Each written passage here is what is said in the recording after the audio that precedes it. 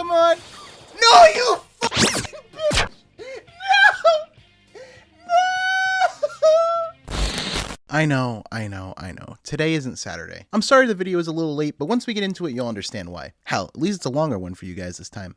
At the end of the last episode, it became apparent that the employees at Atlas enjoy cheesy detective films, disproving the majority of the investigation team's deductions in one fell swoop, leaving them all with their dicks in their hands looking for answers. Anyways, time for some rapid-fire story bits. I hope you can keep up. That night, we find those answers by watching the Midnight Channel again, confirming with Yosuke that the figure we saw on TV was none other than Kanji Tatsumi. Although after confirming that he was the next target for the kidnapper, Yosuke came out of left field asking what my preferences in ladies are, or more specifically if I prefer Chie or Yukiko, and I accidentally chose the answer that increases my understanding. The next day, we gather in the classroom to discuss what we saw on the Midnight Channel and ultimately decide to head to Kanji's house, since Yukiko is familiar with his family because of her family's in being a frequent purchaser of their fabrics. When we arrive, we see a feminine-looking boy that beat us to the punch, already questioning Kanji's mom, and Yosuke, knowing absolutely nothing about that boy, calls him out for being a fucking weirdo. What's up with him, weirdo?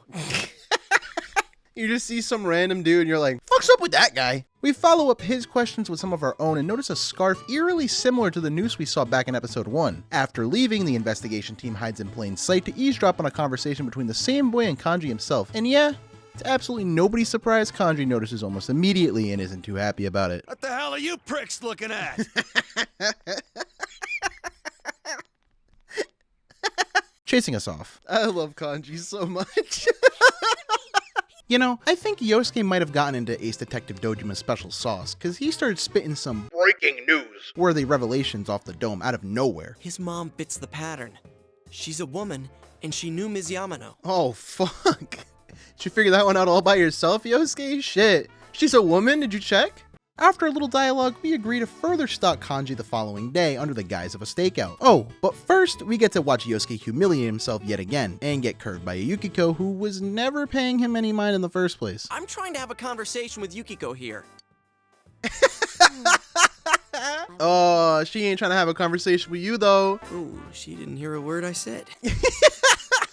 He didn't even, nobody even tried to bring it back up. They just, they just called it a day. And so the stakeout began with some really cringy military talk, the feminine boy somehow not seeing 4 weirdos staring directly at him and Kanji, and the team splitting up into 2 groups, me and Yukiko, and Yosuke and Chie. Waiting around outside the textile shop, Yukiko puts the moves on me.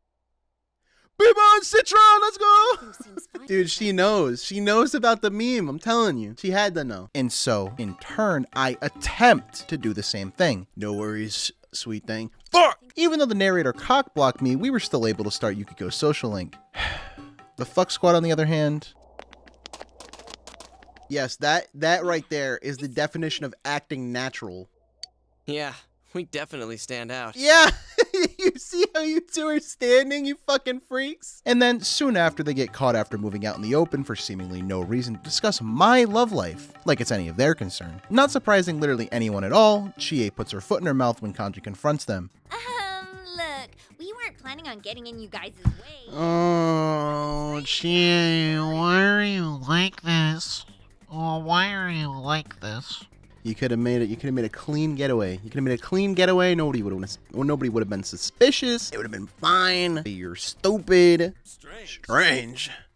You saying I'm gay?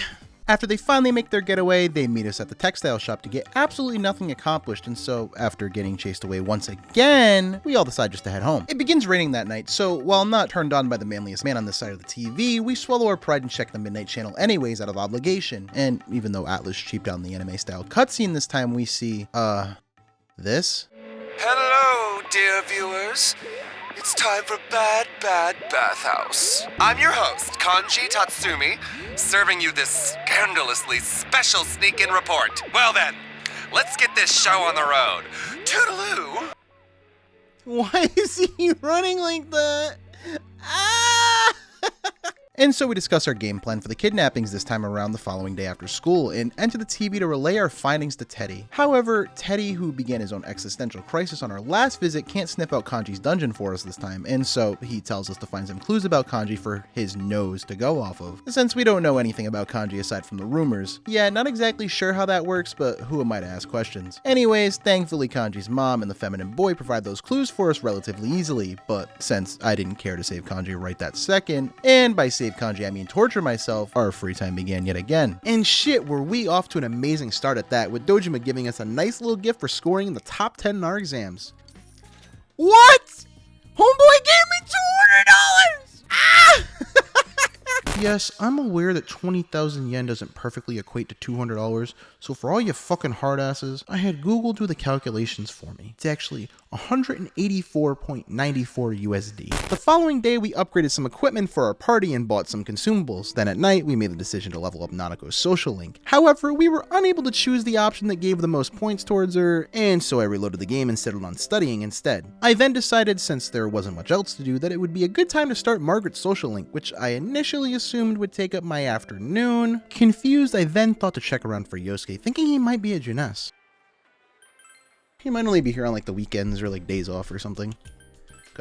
He doesn't have a real house. He just lives in the Juness fucking in the food court. Maybe he lives in the produce aisle, lives in one of the little freezers. That's why he was so upset. He's like, my AC! Yeah, it was quickly becoming apparent that without the case closed on Kanji's disappearance, the social links that I wanted to prioritize would be scarcely available. So my plan to spare myself some torture wasn't looking to be beneficial in the long run. But since at this point it seems like my frontal lobe is barely functioning, well, and the fact that I still hadn't overcome the trauma of the last episode, I decided to tough it out and find stuff to do that seemed even mildly beneficial. This consisted of leveling up the strength social link, accepting the translator and origami folding job so more social stat gains were available to me in my room at night, and planting a garden on the side of the Dojima residence with Nanako. After which I came to my senses and realized that everything that was available without entering Kanji's dungeon was just wasting my fucking time. And so I reluctantly began my newest nightmare. With the clues we found, Teddy was able to locate Kanji's dungeon with ease, although he'll argue otherwise, and when we arrived, Shadow Kanji began ushering us in, rather seductively. There's no need to be scared. Now just relax. I can never relax if you fucking talk to me like that, man. And since it wouldn't be my playthrough of this mob without it, our interaction with the first Shadow was interesting to say the least. I'm really not looking forward to this, man. Aw, you fuck! You can't just do that! It was a red shadow, too! What? Homeboy was waiting on the other side of the door, ready to fuck me in the butt. I mean, shit, at least we didn't get ambushed and party wiped off rip this time. If I had to describe the dungeon overall, I'd say that it was a bit of a slug. Thank you! Come on, hit that shit. Come on, that's not gonna work, but thank you. Let's go! Hit him again, hit him with the sauce. No, don't guard, you fuck! That's watch me. Free to go. You know, Yosuke, you know how fucking useless that you hit the dude that had 2 HP left and you call it fucking day. You're like, yeah, that was the good one right there. Excuse me, sir. Excuse me, sir. Can you turn around? Big damage, no money, big money, no money, no money, no money, no money, no money. Not big one, not fuck. I can't. Big. That you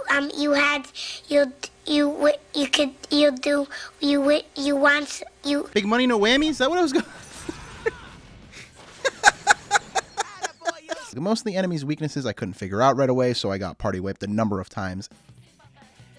Thank the Lord. Never mind.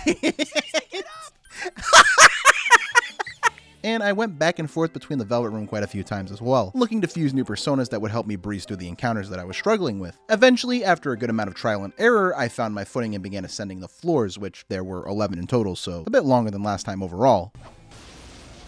Oh, you sure? I'm pretty sure I hit you from the back, you fucking douchebag. That's fucking nonsense! God! I smell 5 enemies. You can. No, I can't. Bye-bye. On the 3rd floor, we had our first face-to-face encounter with Shadow Kanji, although the investigation team somehow mistook the man clad in nothing but a fucking bath towel for the real Kanji. Yeah, the idiocy of their group doesn't dwindle at all over the entire course of the game, and the entire party displays homophobic tendencies typical of the time. Oh, and before we chased after Shadow Kanji, Teddy made an attempt at a joke that not even Yukiko laughed at. Was I supposed to laugh? That's tough! And that's saying something. There really isn't much else to say about the rest of the ascension to floor 8 where the mini-boss was lying in wait. Come on, baby. Oh no, 2 endurance subs, let's go! That count as 1? That's shit! Never mind! It was weak to dark the whole time. I thought it was weak to nothing. I even called it. I said if I had Yukiko, I'd be able to kill it. We just died a few more times than I would like to mention and made another trip to the Velvet Room. I'm having way too much fun to be playing this mod right now. I'm gonna be honest. I'm having way too much of a good time. I think one of you reflected. 4 of you reflected. Never mind. She was like, oh, oh, oh, oh. I'm glad that happened. That made me feel really good about myself. Let's go fuck this man. Let's go fuck this man up. Let me fix that real quick. Please go away, sir. My booty is not that fine. Just kidding, it is that fine. Fine as oh. Why are these tables like these? I'm gonna mind slice twice and pray. They got like Rock Lee drunk fucking, they got like the drunk Rock Lee moves. And so it was time to confront the mini boss on the 8th floor, an encounter which I was dreading the entire climb. 5 enemies ambushed you! It's unbearable! Bro, what the fuck was that?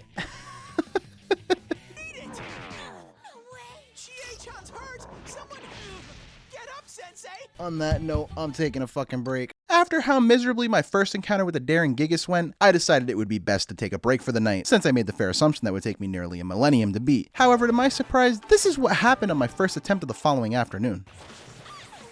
She just got one tap from a regular ass Garula, dog. Wow, is Yosuke aiming for some overkill? He got panicked? What? Oh, okay. Yeah, that's not how I thought that was gonna work. Oh, let's go. So that should get rid of like everybody that's like the small fry. I should just have the boss who's panicked because I just assumed that SCArkadia forgot to make him resistant to that. Dog! Alright, what's the chances I'm gonna hit this shit? Probably like 0. If I actually beat it this time, I feel like it's gonna have some bullshit ass gimmick when it gets to low health, but I mean right now, we're doing okay. I'm gonna have to revive myself. I'm not taking that death. Sensei? Fucking nonsense. Let's fucking go! Easy! Get out of my face! You dog shit! I was expecting to get a lot of content out of that, and I didn't, and I'm kind of sad. After that, it was just more of the same until we reached the top of the bathhouse. Bring it. Your shit.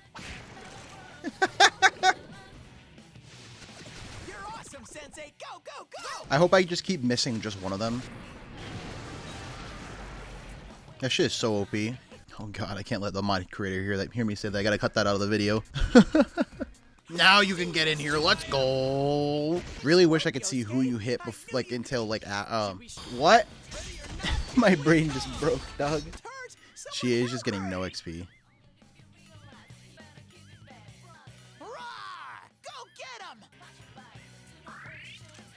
I've never seen somebody miss so many times back to back in my entire life. Dog, I'm gonna fucking kill myself. Please, hit this man. I'm not gonna run away from this fight because he's being a bitch. Holy shit. Kanji lying in wait on the other side of the conveniently placed door. Although since we were low on consumables, didn't have the most optimized equipment, and I didn't yet know what I was in for, I decided to head back to the real world. And it occurs to me that following afternoon that since I made some progress in Kanji's dungeon, I may actually be able to level up my party members' social links. Oh, she is actually in the classroom, but she's probably just gonna say, let's go to your TV. No, fuck out of here, stupid bitch. Yosuke, you wanna hang out, cuz? I'm down if you are. Let's go! After some fumbling around to get a persona of the Magician Arcana from the Velvet Room, Yosuke barges into our room uninvited and has some pretty unkosher conversations with us until... We're talking about porn mags and you're like, oh, Nanako's here? Yo, open up that door real quick. The fuck?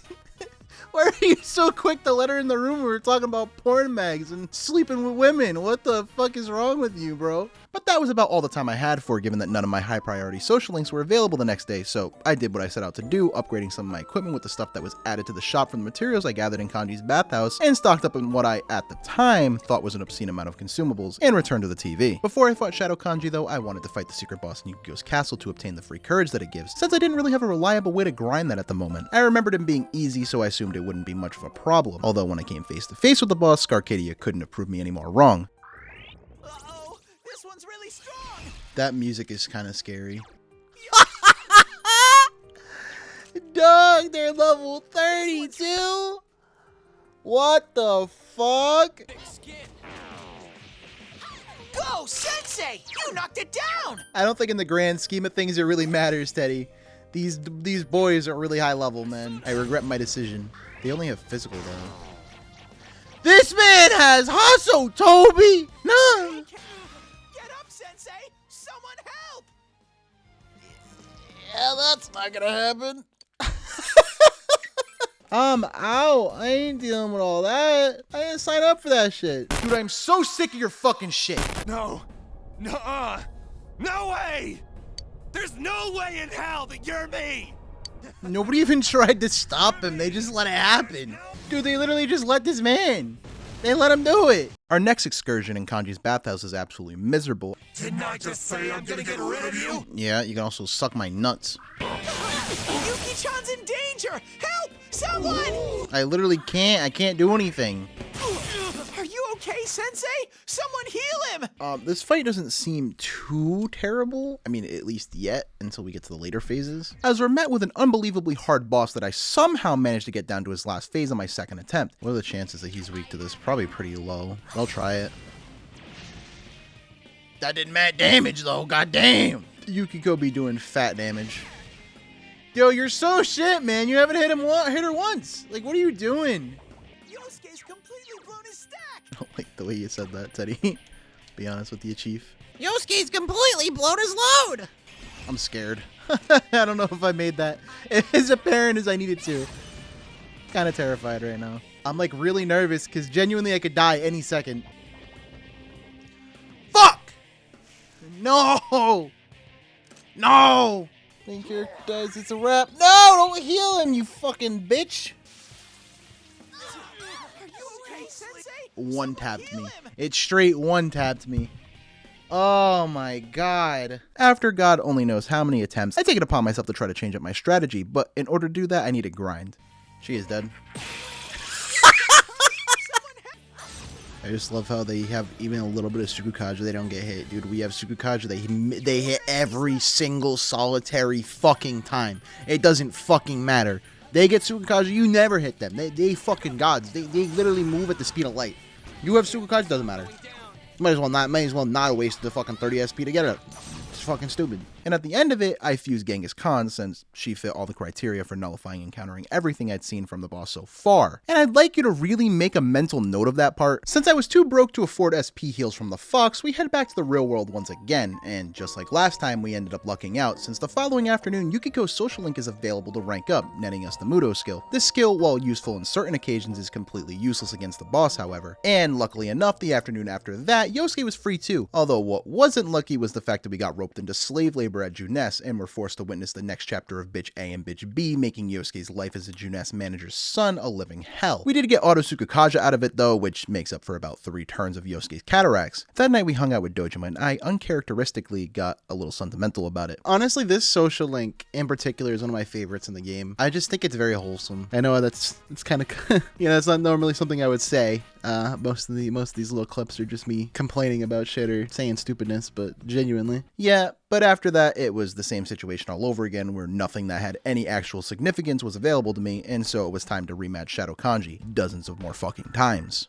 Now, I've noticed that in my last 2 videos, I never really explained my thought process going into and during the boss fight, so I thought I'd try something new and walk you through my process, especially since this time my strategy changed like the weather in New England. This last trip to Kanji's bathhouse took everything out of me, and alone totaled up to 8 hours of playtime. On our first attempt after we returned, I was as confident as can be, and so Kanji pulled an Uno reverse on me and revealed that he had one other move that had not yet been used on me, Megiddo, which Genghis Khan was weak to, unbeknownst to me since it isn't shown with the other affinities. No, Kanji, my boy, I have to ask you to do me a favor. Can you not dick me down this time? That'd be perfect. I would be very appreciative. We're gonna hit him with the tornado. This guy can't be knocked down. We saw that the second time we fought this boss. So a lot of it comes down to it's a luck, which I tend to not have the most of, so.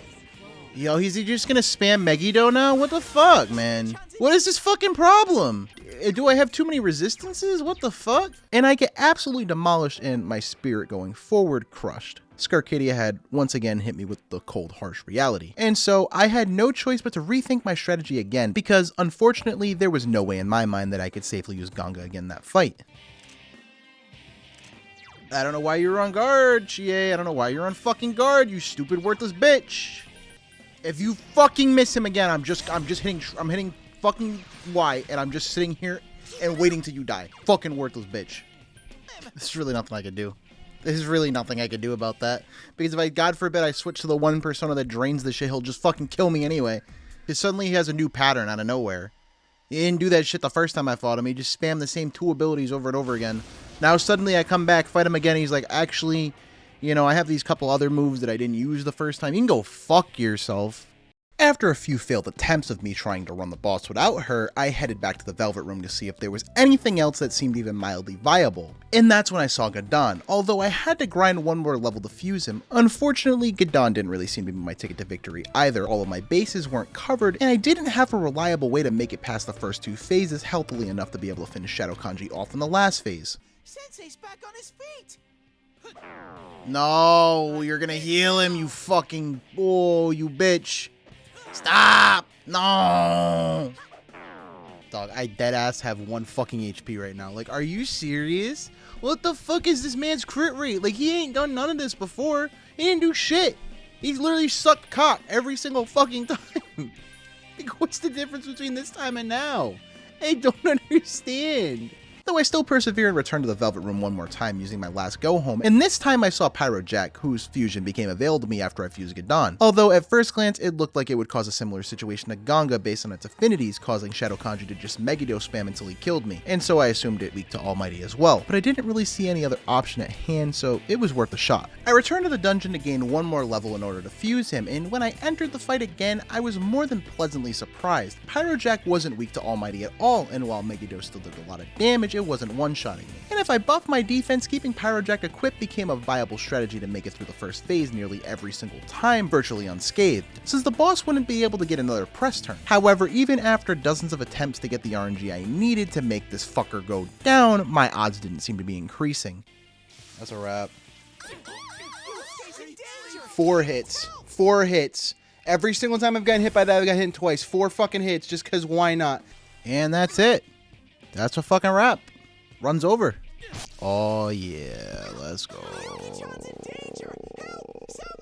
At this point, I was considering just dumpstering my whole fucking PC, but instead took a break to get some air and clear my head, and that's when it occurred to me. I remember seeing one other persona that may allow us to beat the 3rd phase before Shadow Kanji and his goonies even have the chance to gangbang us, since once we enter the phase, there are always 2 turns where Shadow Kanji is just summoning. The persona I'm referring to is Ose. When I saw Ose in the Velvet Room earlier, I noted that he had Mega Power Charge, a 60 SP skill that makes my entire party's next physical skill do double damage. Paired with an attack buff on my party and a defense debuff on the boss, it just might be enough to bring him down. Although in order to execute my plan, I had to walk down all 11 floors of Kanji's bathhouse because, as I said, I used my last go home the last time I visited the Velvet Room. After climbing back up and just a few more attempts to get the RNG I needed... Oh my god! Is this it? Come on! No, you fucking bitch! No!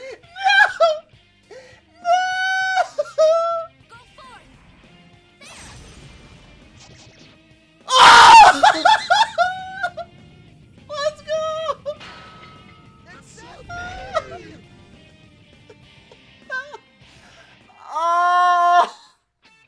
Oh, it took me like 12 hours.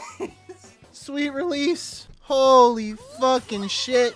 Oh, that was first try. What are you talking about? And so Shadow Kanji went down, but Kanji continued to reject him nonetheless, which Yosuke comments on in his usual fashion. After a little back and forth between the real Kanji and his shadow self, Kanji gives him a good ol' of the books and begins coming back to his senses, verbally accepting the fact that he fears rejection, so instead makes it so no one would turn him away because they would hate him instead. Yeah, I know, my description was a little more serious this time around, but honestly, I felt like it would be immoral to joke about it since Kanji's shadow embodied his fear of being rejected, something that most people, whether they want to admit it or not, do experience. Anyways, after that, Kanji awakens to one of the two skeleton men from Scooby-Doo 2, but unfortunately, even his tough exterior can't protect him from plot progression, so he tires out too, just like Chie and Yukiko before him. And so we exit the TV, leaving Teddy behind once again, and Yosuke volunteers to bring Kanji home. When we get home while winding down from our hellish experience, Dojima takes it upon himself to inform us of Kanji's reappearance. I thought I'd let you know since you go to the same high school. Sure, whatever. Even though he technically shouldn't know that we have any connection to him whatsoever. Yes. Yes, I would love to save the game. As a matter of fact, I would. I genuinely was never so happy to see a save menu in my entire life. Now for the moment of truth. Are my party members going to be consistently available for me to rank up? I still had quite a bit of time left until I needed to beat the dungeon, but Chie's social link was not available. Yosuke, I could hang out with you, right? But if Chie's here, let's go! And so we're finally allowed to initiate our next training session with Chie, although still not entirely sure what this training entails. But that's besides the point. While we were standing by the ugly-ass bench once again, Nanako wandered by and inquired about what it was we were doing, to which Chie answered her a little too literally. We're gonna go toe-to-toe with Dojima, the raid boss. That's a big-ass fucking grasshopper. What the fuck? That's like her whole forearm. I'd be shitting bricks too. We follow up the whole fiasco with interrogation number 56, starring the ace detective himself, Yotaro Dojima.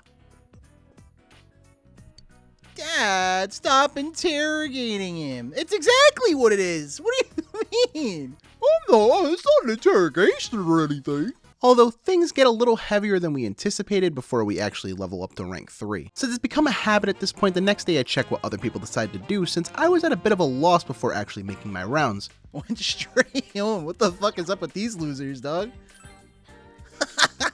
Yeah, I don't know what that laugh was. However, we quickly decided to just level up Yosuke to rank 7. And we encountered Tweedledee and Tweedle-fucking-Dum again. But this time, they were not only insulting him as a person, but began bad-mouthing the deceased Sakiko Nishi. This got under my skin quite a bit, so I took this opportunity to finally give them a piece of my mind, to which Yosuke takes and runs with it. And after an uneventful night, we're allowed access to Chie's social link once again. Thank God. But this night, however, is not so uneventful, because guess what? It's the first proper Monday in a while. What's in the fridge, baby? It was halfway to becoming yogurt. It's so fucking nasty. Oh, God. My man's probably shitting his pants. After another day of social links not worth mentioning, Marie was available, so y'all already know this shit's about to be free content. Weird. Gray and full of squares. That's how I usually describe my cities. During our foray to Okina, we stumble across Chie and Yukiko. Sorry, Green and Red, and they talk me and Marie into going shopping with them after she insults their sense of fashion one too many times. Huh. Never mind, guess I lied about the content, that's about all I got. Anyways, after a few more days passed lacking even social links, our deadline rolled in, and the killer was thwarted once again. Now back to your regularly scheduled free time where I claw my hair out of my head trying to scrape together even the most minuscule amount of comedy whatsoever for the sake of content. Wait! A cutscene? I'm saved! A day passes, and after school on Monday, Kanji meets with everyone on the roof where the investigation team takes a page out of Dojima's book. Kanji ends up telling us a little more about himself and says one too many homosexual remarks, which doesn't register properly in the brains of high schoolers from 2011. But what confuses them even more is what Kanji learned from the whole ordeal. I was the one shutting out that stuff. Why did everybody like, what do you mean? Families run a textile In your shop head, for bro. generations. That's yeah, not how before it you- works. Hey, shut the fuck up. All y'all did the same thing. All y'all were feeling some type of way inside your head, didn't want to admit it, started spinning around and around in circles, summoned your shadow. Fuck off this man's dick. After the developer stopped puppeteering Kanji, causing him to info dump about himself, he confirms that he, just like Yukiko, conveniently remembers nothing about the killer. But after inferring that we're trying to bring the killer down, asked to join us in our investigation to get back at whoever put him through the humiliation. Forget it. Fuck this man. And so the Fool Arcana levels up to rank 4. After that, we escort Kanji to our secret hideout and brief him on what we know so far about the murders, although he's completely fucking lost. So, so someone's killing people with the TV? What is he, beating them to death? Imagine, dog. Praise the power of convenience, because even though he didn't understand jack diddly shit of what we were talking about, Kanji actually had a clue on what connected the murders and kidnappings. To sum up their findings for everyone who's never played the game and are too lazy to read the important dialogue I leave visible at the bottom of the screen during the story sections, essentially everybody who has been kidnapped or murdered was shown on TV prior to appearing on the Midnight Channel. Typically they'd be on TV the night before it rained. And sticking to the pattern from last time from the Jeunesse food court, we brought Kanji to the TV world to talk to Teddy, and more importantly get his own stylish pair of glasses. The next day finds the original for eating instant noodles. They're literally copy and pasting the script now, just with extra steps. Except all four of us have our own bowl this time, and we talk about what the upcoming camping trip entails. Although it doesn't exactly meet Yosuke's expectations, but he immediately gets his hopes up again nonetheless when he finds out the four of us are in the same group. Does that mean we sleep together at night too?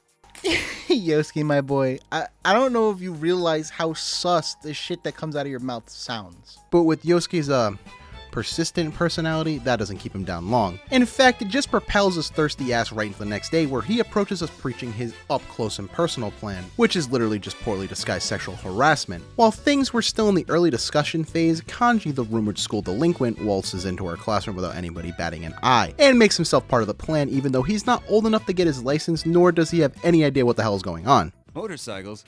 You gonna go stomp a gang? Yo, shit! Kanji, you wanna join? Let's go! If you're bringing a war, I'll help. Let's go! The conversation spirals into some pseudoscience mumbo jumbo as Yosuke begins talking about pheromones and dilution or something. Feral zone? No, we're not going to a cat house, you idiot. We're talking about pheromones. Kanji is so lost. My man goes, we're not going to a cat house. I don't know, I just want my damn motorcycle license. So, speedy on the uptake, we discuss things with Dojima as soon as we get home, unexpectedly getting backup from Adachi who happened to be eating dinner with him, and are able to convince him, since we work quickly with our hands and even quicker with our head, it doesn't even take us an entire day to prepare for the exam and get our license, to which Dojima awards us with a scooter that's been conveniently idle outside of our house since we arrived in Inaba. Let's go! We got this scoot, baby! Then that afternoon, we started the Emperor's social link with Kanji. The day following that isn't really worth commenting on, but after that, we get Yosuke to rank 8, and with that rank up, he secures a spot on the team a little longer, learning Diorama, a much needed more powerful healing skill. Following this is the fated Operation Up Close and Personal, a few days later in Okino, where we stand around for 3 hours, expecting girls to come over to us and start swooning over our dinky scooters, and meanwhile, Kanji gets some supplies from a nearby craft store. Anyone who actually thought that cringy ass plan was going to work is a literal fucking troglodyte. To avenge our honor, Kanji initiates a contest to see who can pick up the most girls before we leave Okina. Immediately talks to the fucking elementary schooler. Imagine? I'll do it though for the meme. ¿Qué quieres? How will you respond? ¿Qué haces? Vaya nada mal. ¿Hablas español? Muy bien, vamos a platizar. ¿Cómo te llamas? Me llamo Jorge. ¿En serio te llamas? Gusto. She nicknamed you Jorgito. Entonces, ¿qué pasa, Jorgito? ¿Cuál es tu número de serie? No te lo puedo dar. My mom doesn't let me give it out to strangers, but your Spanish was muy bien. Way to be a citizen of the world. Well, I'm gonna go. Which ends as tragically as it began, with Kanji getting the number of a prostitute, the protagonist getting verbally threatened over the phone, and Yosuke being catfished and given the number of she who shall not be named. And after his phone call, she happened to be conveniently in the area approaching him, and in the end, breaking his motorcycle. Poor guy, talk about the ultimate cockblock. To heal my heart from the disaster of the afternoon, I treat Adachi to stew at Dojima's place, and the next afternoon go grocery shopping with Chie and Yukiko for the curry that we would be preparing together on the camping trip. Although, while I said this was supposed to heal my heart, it quickly became apparent that they had absolutely no grasp of cooking whatsoever when she suggests putting chocolate, coffee, and yogurt in the curry. No, you can't put chocolate, coffee, or yogurt in curry. I've never even made it and I'm not that fucking dense. To which Yukiko suggests would be well complemented with seafood. Our last meal, and more importantly the next episode, are certainly shaping up to be exciting ones.